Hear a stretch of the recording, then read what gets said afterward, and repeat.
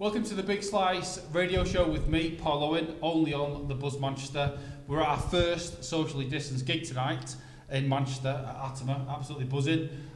This evening we're here to see a few local bands, and my gentleman next to me is Mr. Mark Radcliffe. How Hello. are you doing, buddy? Hello, I'm good, thanks. Yeah, am I a local band? I suppose I am. I mean, you're an international legend. I've been a local band for more than 40 years now.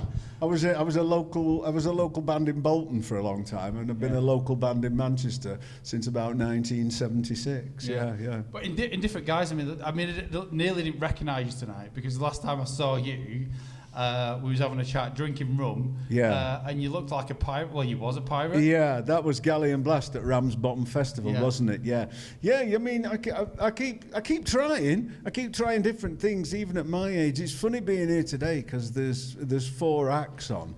And I genuinely, I think, must be 40 years older than anyone in any of the other bands. And part of me thinks, what are you doing here in a little club in Manchester? And then part of me thinks that's kind of wonderful that I am doing exactly that. You know, what other nearly 63-year-old is still doing that? And you look dapper, mate. Thank you very much. You look in the part. Thank you very much. And it's an interesting one, because, I mean, something that's close to me is the music industry, and you must have seen it yourself, kind of all different levels of the industry. It's been decimated. Well, yeah, I mean, you know, I've been really lucky because I've been able to do the radio show and the gigs and things. I don't depend on those for my income. That's my hobby, really. And sometimes it pays me some beer money, even though I barely drink these days, and I'm driving tonight.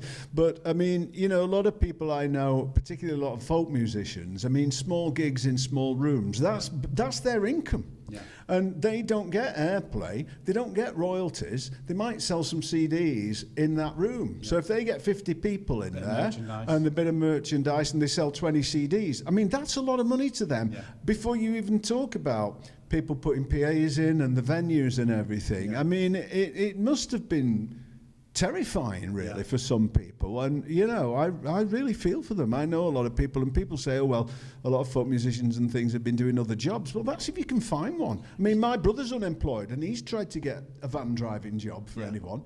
And there's 250 people going for every van driving job, so it's not so easy. And he's an ex-sales director, you know. It's terrible, though, isn't it? I mean, you see that and people go, no, they've got to get a second. They've probably always had second jobs, a lot of these people. Oh, yeah. And there's such a divide between, you know, bands that you see in here tonight, they've always got second jobs. And music's the passion and the love, but it's kind of, they're always working them second jobs because the divide between become a huge successful band is massive, that gap, isn't it? And it's okay when you're young, sort of. But you know, a lot of the guys in the folk world are my sort of age and still doing gigs, and they have no pension and they have no residual income. So going out and doing folk clubs and small venues like this one, what do you call it? Atima. Okay. They're, you know, that's their lifeblood. That is how they live from week to week. Yeah. So, you know, I'm really chuffed that this is happening tonight. Yeah. No, it's true. And I mean, I think you're leading the way. I think you're leading by example. I think it's funny because some of my friends who are musicians, like, they're always going to do music. Yeah. You know, whether they become huge successful bands or touring bands, that element of what they do is like, you'll always write songs, you'll always do poetry. You know, you always do what's close to your heart, whether someone likes it or not. You know, it's always great to do.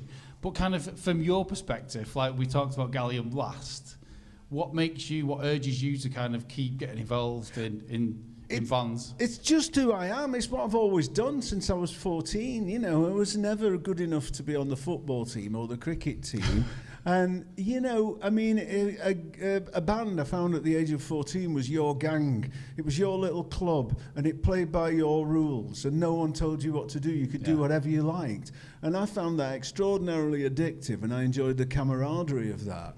And nothing's changed, really. No. You know, I still like working on music and, you know, swapping ideas with people and trying to make something, and hopefully people like it, and getting in a car or a van and going and doing it. Yeah. I still love that. Yeah. And I don't think that I'll ever stop. I can't think of a reason why I would stop, really. I don't like staying out late. Yeah. We're on at half seven tonight.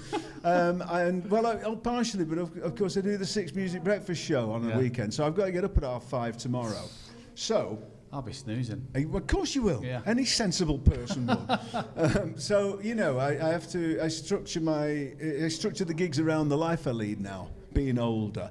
But I still love it. Yeah, it's an interesting one because you see a lot of, if we can concentrate on Manchester or even across the UK, you see a lot of bands that are really thirsty for it. Yeah. And they're getting out on the road and go, we want to make it. But it's like, yeah, of course. Like you said, you're doing it because you love getting out in the car and the journeys and seeing new towns and cities and meeting new people. But I did want to make it when I was young. You have made it. I mean, you know, so I'm still thinking that hopefully we could have not a hit record, but a successful album. Would you still like that? Would that make you a happy man? Of course, yeah. I don't expect it, but there's one thing for sure: if you don't put it out and try it, it's definitely not going to happen. It's 99.9999999% not going to happen, but there's still the 0.0000001. If you don't put it out, you lose the 0.00001. You could have put it out anyway, aren't you? Bands put it out. Of course we are. Yeah, you do it for ourselves. Yeah. Well, the people want to come through. We're holding up the stairs. That's come through. Do you want to come down? Yeah. Of course you can. Come through. We'll just do a bit of traffic directing here, socially distant. So, I mean, it's kind of coming back to it again, really, because, you know, you see a lot of music come through the ranks. I think it's, you know, music can be poured out onto different platforms quite easily these days. And kind of the key to success is always a question of, you know, I've interviewed some interesting people over the years, but it's kind of like the key to success is never very clear. It's a little bit of luck, it's a little bit of timing, you know, kind of bands that are out there, because we work with new bands at the station and we promote that quite a lot, but what's your advice to new bands? I don't have any, because, you know, if I could tell you that, do it yourself. I'd do it myself. I mean, of course, I might have done it myself and it not work because I'm crap. But I mean, honestly, I don't know. I think it is pure luck. I mean, I have no great insights, or, you know, I mean, all I can say is that, you know, like you've said, keep doing it and do it for yourself, and hopefully someone else will like it, and hopefully they'll tell someone, and, you know, word of mouth grows. I mean, I don't know how to make it because I've never done it. But you see bands coming through though, kind of into the BBC, and then you see that coming through the ranks. Do you have an ear for that? You must have an ear for the talent that comes through, and you know it's going to be successful. Well, I only listen to things, and if I like it, I play it. Yeah. I mean, I don't know. It's simple, you know. I mean, I've been put in that position of power and trust for many years now, so I must have done something right. But I don't know, and there's no right or wrong. There's no right or wrong with music. I mean, you either like it or you don't. Yeah. That's why I've never bought into this concept of guilty pleasures. Because if you like it, why should you feel guilty about it? Guilty pleasures? No, because I mean, none that you like to share. Well, no, I'd share anything. You know, I mean, you know, people used to sort of talk about things like ABBA and things as guilty pleasures. I mean, ABBA have made some of the best pop music that's ever been made.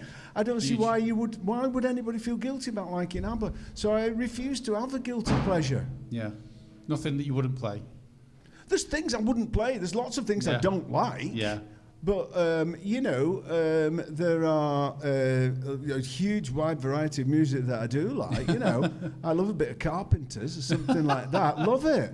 You know, but, you know, I suppose I'm old enough not to... I'm not working to any semblance of cool or fashion. I'm just listening to things. I'm just listening and thinking, do I like it or not? And will it fit into the shows that I'm doing? Yeah, it's an interesting one because...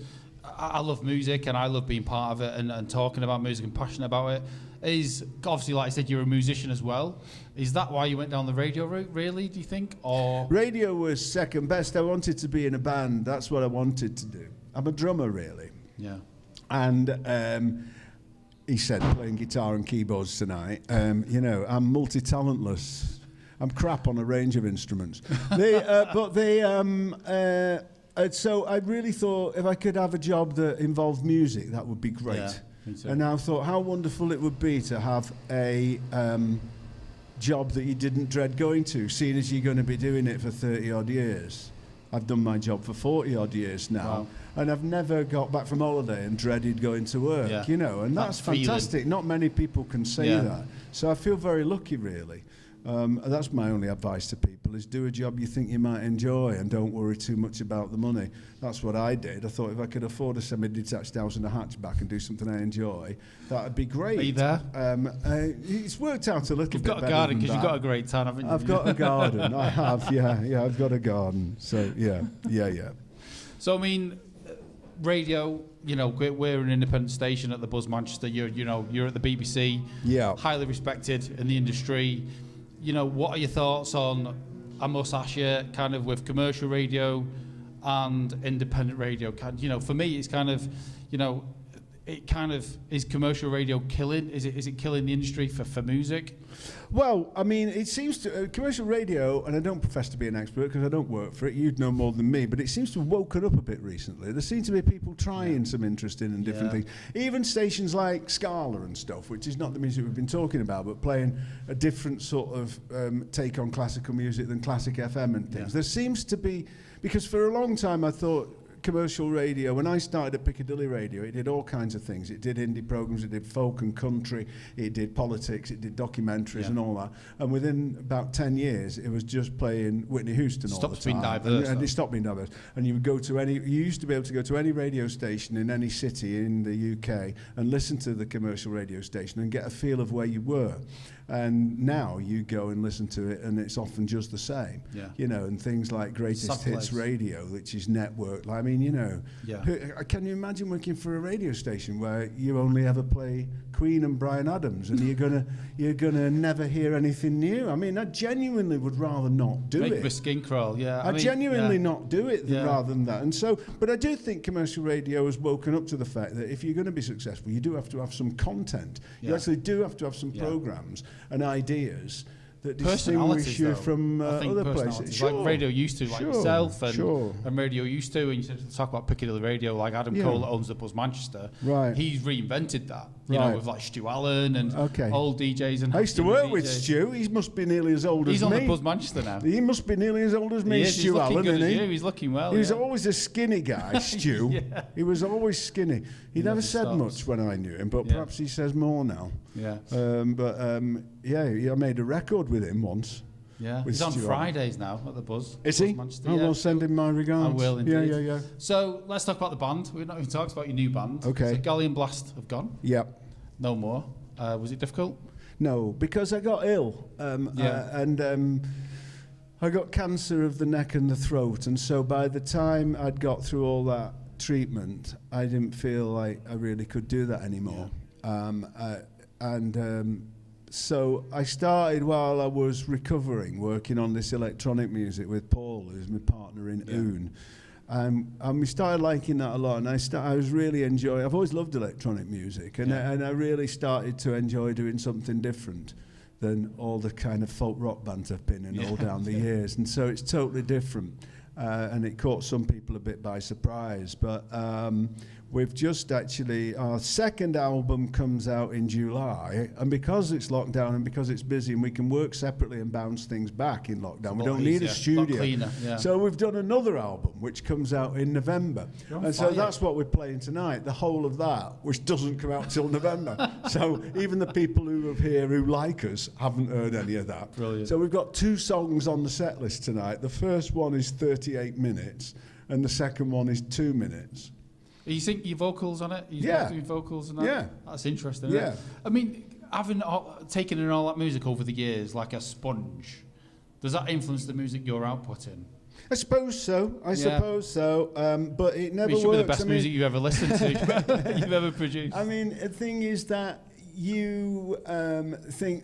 I remember listening to records by Ed Dowie, who I really love, and thinking, oh, God, let's do something like that. And it turns out completely different. If I'm trying to copy Ed Dowie, I've got it wrong. It's been done. But there's a thing that Brian Eno says, which is honour thy mistake as a hidden intention. So sometimes if you set out to do something and then you think that it's not going the way that you thought it would, then stop and think, well, is that better than the way you thought it would? It's like the path less travelled and everything. Paying homage. It's so hard to do, though, isn't it, in music, to find your own path, because you get pigeonholed quite early in your career, going, oh, they sound like this band and that band and Interpol or wherever, and it's kind of and you're trying to spread your own wings. I'm at that age where most bands sound like something I've heard before. Yeah. But that band might not have heard it, because I might have heard it 35 years ago. True. And I'll say, "Oh, you remind me of television," and they're like, "What?" And that's fine. So some people are starting anew in a different generation. I've just gone. No, as you say, got 40 odd years of stuff to draw on. Yeah, no, it's good. So if people want to find your music and check you out, where's the best place to find it? I'm not sure. I'm useless on this. We are on Spotify, and we do have a website, I think. And Paul will give you the proper details. We'll put it on our social media. Please do. On the show. I'm really bad. Apparently, we've got a website, though I've never been on it. I've never been on Facebook once in my life, and so I don't really know. I don't know. That's how useless I am. I just put music out and expect people to find it. Such and a don't diva. give them any help. There's my music. I know. It's all beneath me, that. I have got some CDs in my bag if you want to buy Amazing. one. I will do. Mark, it's been an absolute pleasure. Nice to see you. Still to see you again as well. Yeah, so, okay. Be in a different costume next time. Yeah, definitely. But it's been a pleasure and honour. All right, nice to see you. So good luck with the gig tonight. Thank you very much. Cheers. Thank you. This has been the Buzz Manchester. I've been Paul Owen. This has been Mark Radcliffe.